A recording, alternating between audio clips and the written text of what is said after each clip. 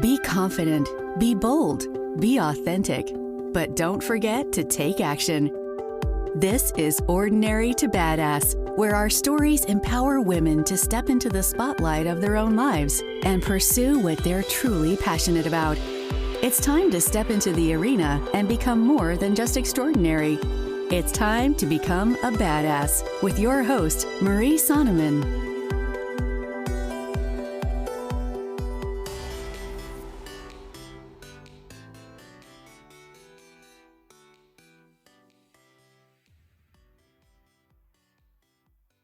Welcome to Ordinary to Badass, episode number 90. In this episode, you will hear from Allie Bullinger, and she's a total badass. Allie is an integrative nutrition health coach. She shares her story about orthorexia and how she battled with that, which is an eating disorder, and she'll talk more about that in the episode, as well as her journey to become an integrative nutrition health coach. We have so many great conversations about food and wellness and just health in our lives, not just with eating, but just being healthy. It was so cool to talk to Allie, so stay tuned because you're not going to want to miss this. But first, gotta ask you, have you signed up for the Ordinary to Badass Facebook group yet? I love the O2B Facebook community. The Ordinary to Badass group is so amazing. It's a group of women on their journey to badassery. Whether you're first starting or you feel like you're a total badass already, that is the group of women that is there to support you. Definitely no drama, some straight shooters in there. But I would love to have you join the group so that we can go a little bit deeper on the conversations. I don't know about you, but like today's episode, we talk a lot about health, and I don't feel comfortable talking about health or weight like in public generally. So I'm definitely more likely to do so like in a Facebook group, especially if I feel comfortable with the people in there. So if you'd like to do a deep dive on the conversations that we have here on the podcast, I would love for you to join the Ordinary to Badass Facebook group today. And now to the episode.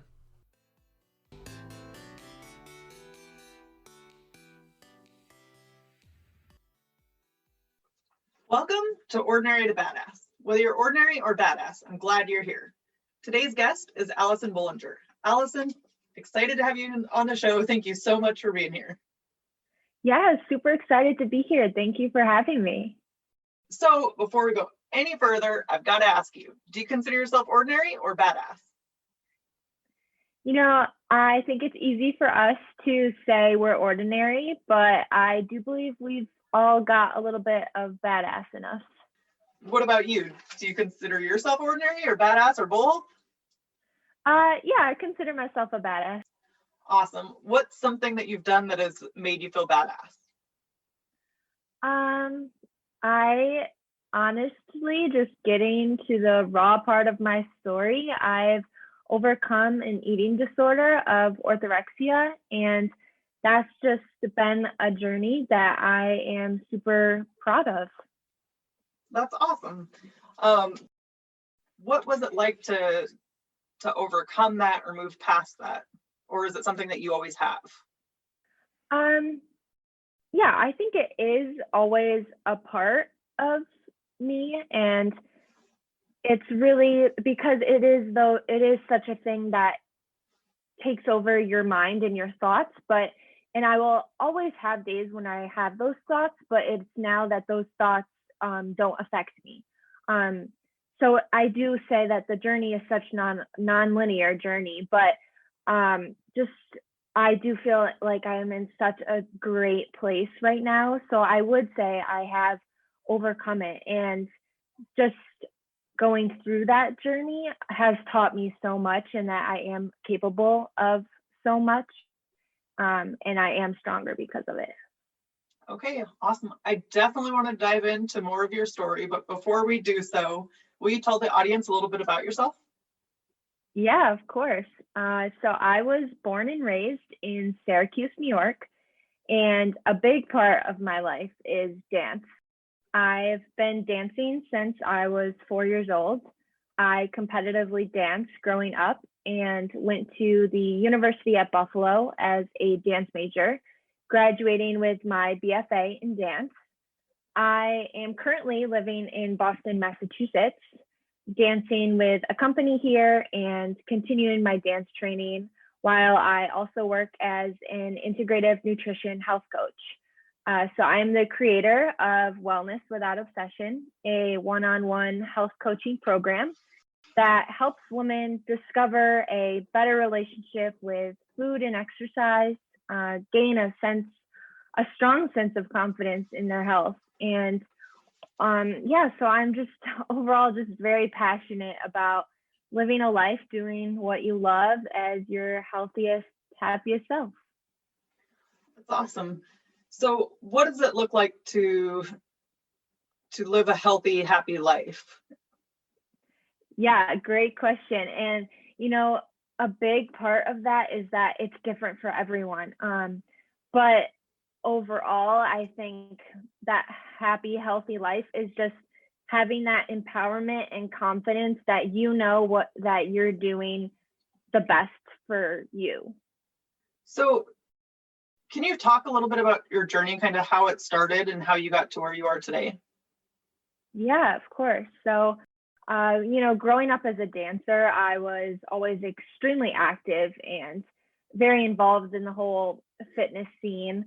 And it was probably around when I was 17 or 18 when I started getting into more of the nutrition side of it and cross training, because I was just very determined to make a career out of dance and honestly just be the best that I can be, which in my mind then meant on top of all my practice for dance, I wanted to be eating the best I could and training the best I could.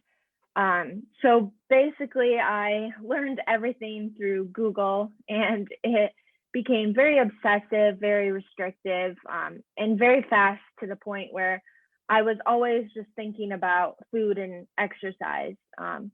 So I was diagnosed with orthorexia, which, if you don't know, is an over obsession with clean eating. So on the outside, people saw me eating all these fruits and vegetables, and they thought of me as like the epitome of health because I was eating so clean, and I was always in the gym. But truly during that time, I was the unhealthiest I ever was. I feared almost every form of food and was always thinking about food in a negative manner with that guilt and stress around it. Honestly, spent more hours in the gym than I was sleeping. My social life was just non-existent, and it just got to the point where I lost all of my confidence and joy in dancing because I was just so obsessed with all of these other things, and it really took away my mental focus and so just so much of my happiness too. So that's really when I knew things had to change, is when my dancing started suffering, because the whole point of it all in the first place was to benefit myself as a dancer. But it started having this opposite effect.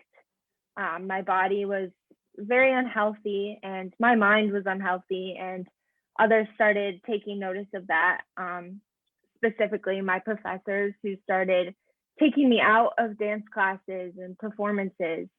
So yeah, that's when I really took a step back and got honest with myself that I needed to change. So my recovery was a long journey of trial and error, honestly. I saw therapists, nutritionists, personal trainers, and of course they had the best intentions for me, but it really wasn't that helpful in my recovery because the root of it was just so much deeper.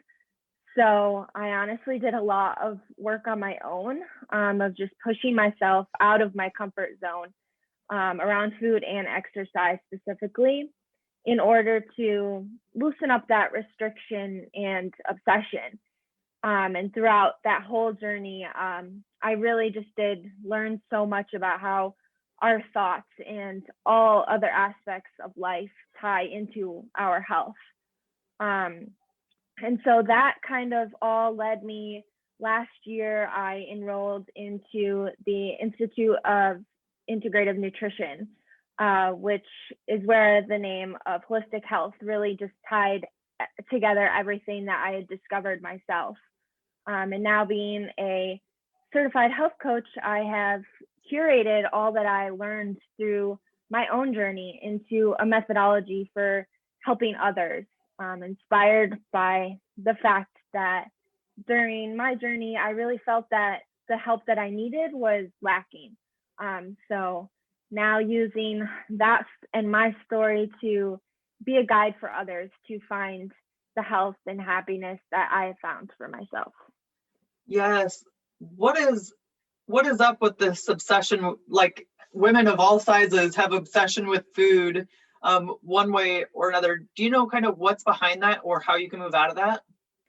Yeah, honestly, I think a lot of it has to do with this scene of diet culture that we see. You know, these brands are trying to sell their products, and it is good marketing that they're doing, but it can easily get into our minds that, you know, all these different things like low carb, low fat, low calories, and just those constant cycles of dieting that just isn't sustainable or enjoyable.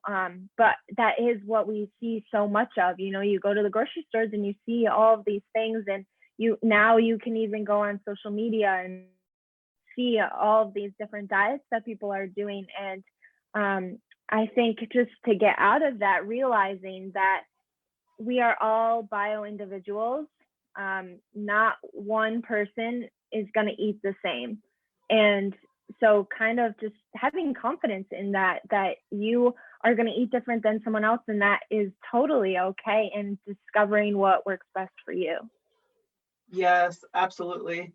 Was it frustrating at all when you were going through the process and not finding anybody that you could relate to, or that you thought was teaching you a way that would be workable for you?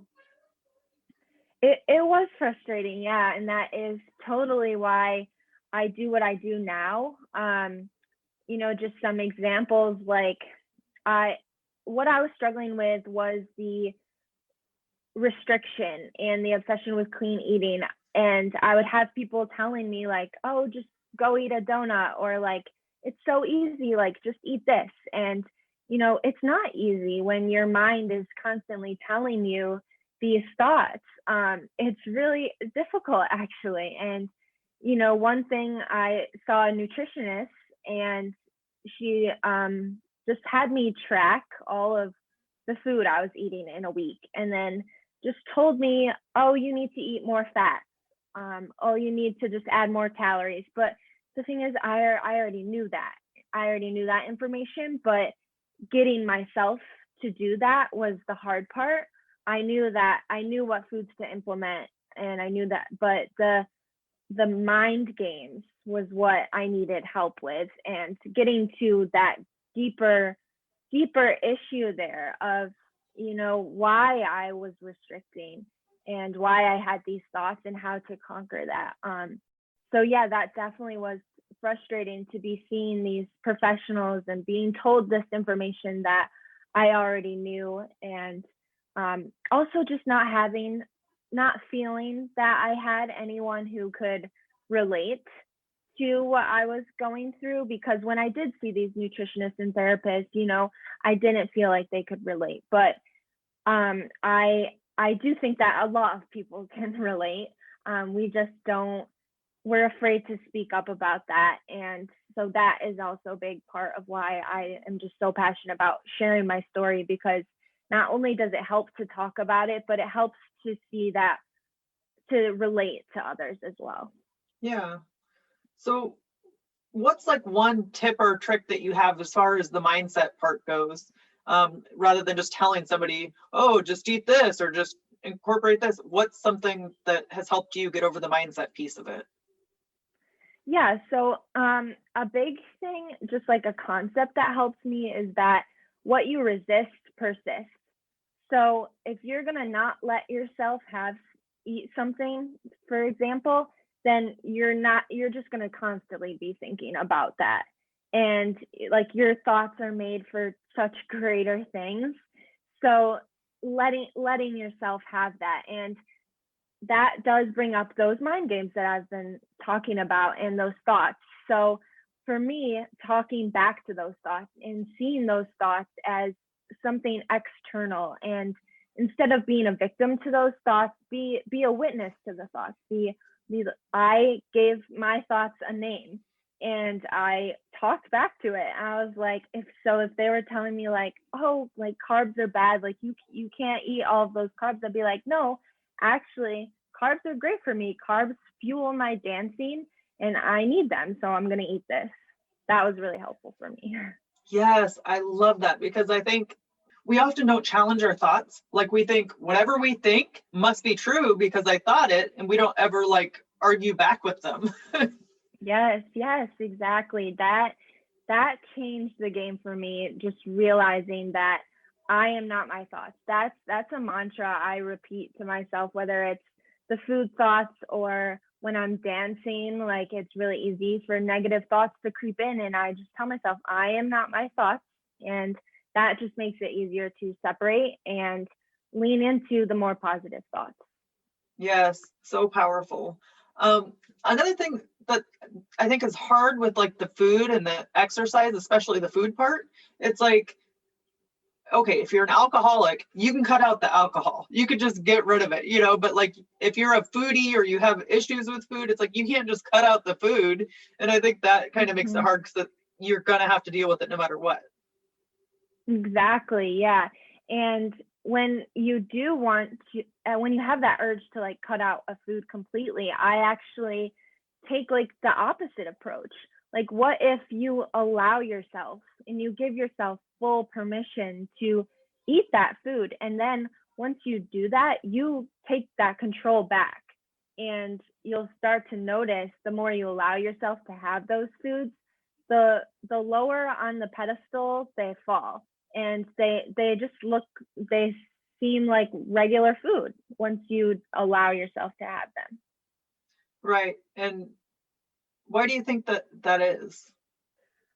Because I think, going back to that quote, I always say like what you resist persists. And when you look at a food as something you can only have a little bit of, or just have on an occasion, like you're putting it in the spotlight. So then when you do have it and you just have like that little bit, you're like, oh, like I really love this, but I can't have it again until next month, or I can only have it on the weekend. And that then during the week, like you're just constantly thinking about that food. So allowing yourself to have it whenever and however much you want, really just puts you in the driver's seat and takes the food out of the equation. Yeah, I, so I've talked to you before. And I think it's cool how you say like, what can you add in as opposed to what can you take away? Because I think, yeah, this diet culture and stuff is always about depriving yourself as opposed to exploring other options, what you'd like better. Yeah, completely. I love that, the concept of crowding out and just really focusing on, yeah, all the things you can add in, and you discover so many great things that you like, that even can make you realize that, oh, maybe I didn't even like what I was having that much, because you find all these great things. And yeah, exactly, taking away that mindset that you can't, because you can eat whatever you want. Yeah. So what's the value, or why would somebody hire a health coach or a nutritionist? Yeah, for sure. So, a health coach, it's kind of a new thing, and a lot of people don't really know or understand the work that they do. But basically, a health coach serves as a guide, and a supportive mentor, really, who empowers you to take responsibility for your health and the achievement of your personal goals. So it's really different than any other relationship in the health and wellness or medical field, because it curates a relationship where you have this support to explore all areas of your well-being, and you're given this opportunity to talk things through, to experiment what works best for you. You're not just given like a structured meal plan and like sent off. You have that vulnerability and just guidance to explore, along with those personalized recommendations, and also just the sense of accountability and encouragement to follow through with your goals. What are common like excuses that you see people have when they're, thinking about hiring a coach? A big thing is just investment in themselves is huge. People feel guilty for spending money on themselves and just giving time to themselves. And, it's totally valid. I think we all go through a point of our lives where we are focusing on other things, but I think it is just so important to feel confident in investing in yourself, because like at the end of the day, like that's all you have is yourself. And that quote, like you can't pour from an empty cup, and you really do have to focus on your health. And once you do get that balance in all areas of your health, so we're not just talking about food and exercise, it's also your career, your relationships, your spirituality. Feeling confident in all those areas is truly going to fuel the rest of your life. So yeah, that is huge. Yeah, I know that's actually part of what I was going to ask you next is, have you seen that have other effects on your life other than just like the health and nutrition part of it? Yeah, for sure. Just being recovered now, I mean, on the dance side of it, I just feel so much more confident in not only my abilities as a dancer, but just in my confidence in my body as well. And that I know that I am supporting it and fueling it the best that I can, not just with food, but with rest and just feeling happy too. When you're happy, you just feel different and you do different. But also, yeah, in my relationships, that is huge for me too. When I was struggling the most with orthorexia, I had no social life whatsoever. And it really took a toll. Like you don't realize it, but it really did. And it caused so much stress too. And now just being able to, sit down at family dinner and feel good and just use that time as like connecting with my family, talking about our days, and not having to sit there and like my mind going crazy. I could never eat around people without my mind so just going crazy, like whether it was like comparing my plate to theirs or like just stressing out about what I was going to be eating next, all those thoughts. But now just being able to sit down and just focus on my family, like that has been huge for me. And it is a weird time right now with seeing friends and everything, but just being able to text or like FaceTime with friends and just truly like feel great in those connections that I do have, and just not be so focused on food and exercise. It's really changed the game. Yeah. So do you think that there is a emphasis on weight or like in the dance culture? And I don't know, like I just think of what I see on movies. I don't really know, but it seems like it's a big part of it. Is it, or is it just a pressure people put on themselves, or both? I think it is a little bit of both. Like you said, like you kind of have this like predetermined like image of a dancer, right? So I think that is like a stereotype that we're trying to get away from, but it's always going to be there. It's so easy as a dancer to compare yourselves to others. Like we're standing in front of a mirror all day, in a room of other girls like all wearing the same things. Like it's super, super easy. But I do personally remind myself that, you know, while there is that stereotypical image of a dancer, like dance is so versatile and there's so many different styles of dancing, and that I think that should empower us to realize that dancers can also look so different. Um, and I truly do remind myself that, and I tell myself that my body is my vessel and that allows me to do what I love. So I'm not going to hate on it. You know, I'm going to view it as my best friend because it allows me to do what I love, and I'm going to fuel it right, and I'm going to talk to it right. Yeah, yeah. And I think that's important because it's like, well, we have this for our whole life. It's the one thing we have no matter what for our whole life, you know, might as well take care of it. Yep. So I know life isn't all gumdrops and lollipops. What was, you know, some of the struggles that you had along the way? You know, I think that the comparison was a big thing that fueled a lot of it.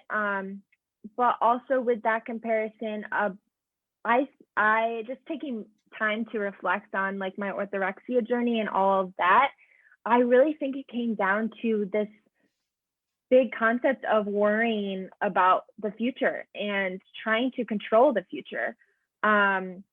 You know, it all started from me trying to be the best dancer I could be so that I could graduate and get a career in dance. And, you know, that's great to have these big goals and like work towards your goals, but it obviously can become unhealthy, as seen through my journey. And that is what I was missing when I was seeing those nutritionists and those therapists, was that my control around food and my obsession with food and exercise and that restriction was all fueled by this need to control the future. And I think now that I've realized that, I am constantly working on this, just letting go of that future while working towards your dreams and goals, but letting go and just trusting that you are doing your best and keeping that balance of that work and rest, and just knowing that whatever is on your path and part of your journey is just making you stronger and preparing you for that future that is meant to be. So what would you say to the woman out there who is struggling with, whether it's, well, let's say with weight and nutrition, and what she should do? Yeah, definitely. Well, first, I think it's so important to reflect on the struggles you faced and overcome, and just realize that they truly do shape you into the person you're meant to be. And, you know, if you're facing challenges right now, like have that trust in that it is preparing you to be a greater version of yourself. Specifically around like weight and health and just struggling with that, I not to just like plug myself, but I do really think it is just so great to have that mentor and that help and support just to talk it through.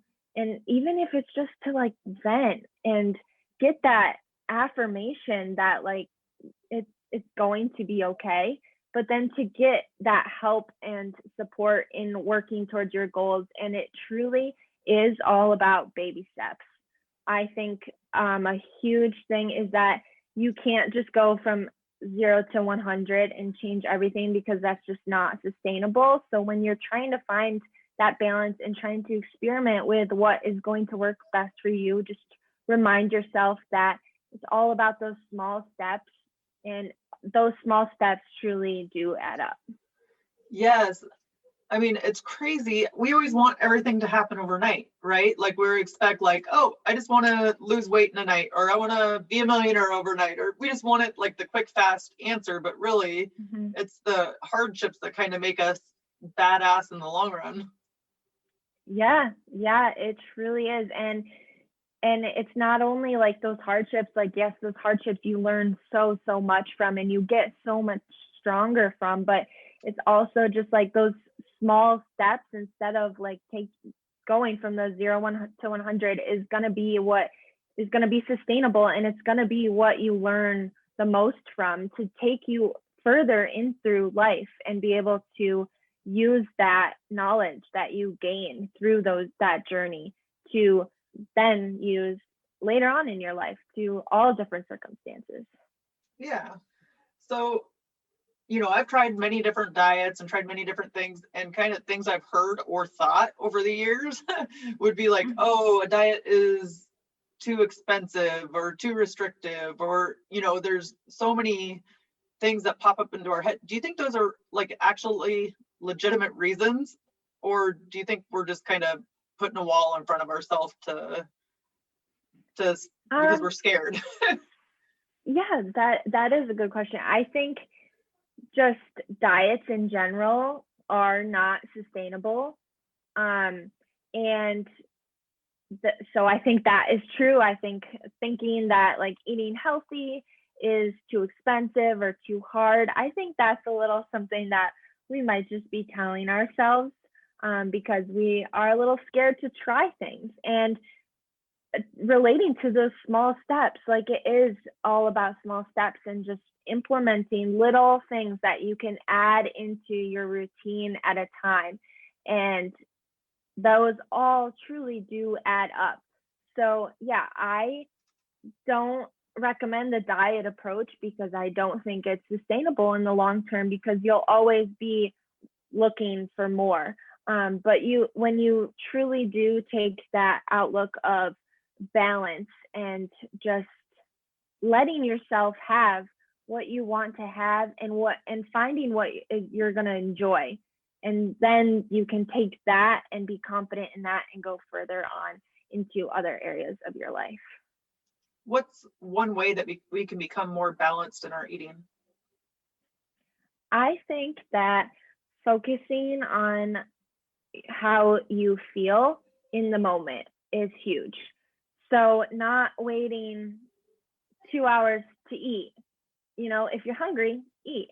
I think that's huge. And just listening to what your body is telling you. I hear so many different things like, oh, I'm scared to eat past 8 p.m. because, we see these things where, don't eat before you go to bed. But, if you're hungry and you're going to enjoy something, like have a snack. And so I think just not depriving of ourselves of that enjoyment is the biggest thing I could say. And just eating the things that you enjoy, because that is what life is all about, doing what you enjoy.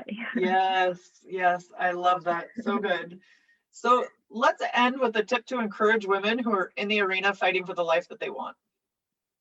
Yeah, again, I just want to encourage everyone to just keep going with what you're going through. It's all going to just strengthen, empower you for what's to come. And you don't have to do this alone. You deserve to invest in yourself and truly be the happiest, most confident version of you. So good. I love that. Allison, how can we connect with you? Yeah, you can find me on Instagram at your_spoonful. I love chatting. So if you have any questions, just need some affirmations, or honestly just want to vent, I am always here. Thank you so much, Allison. You've been a total badass, and I've enjoyed hearing your story. Thank you.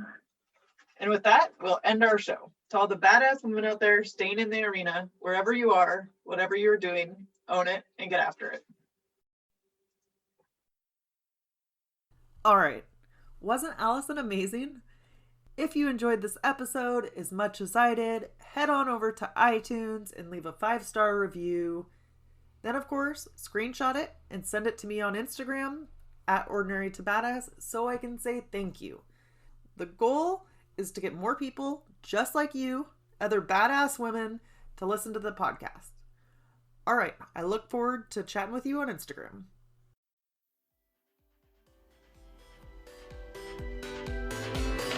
Now that you've listened to this episode of Ordinary to Badass, we want to hear from you. Go to our website, ordinarytobadass.com/podcast, and submit your own experience on how you took your life from ordinary to badass and get the chance to be on a future Spotlight episode of the show. That's ordinarytobadass.com/podcast. While you're waiting for the next episode of the show, wipe off the sweat, dust off the dirt, and get back in the arena.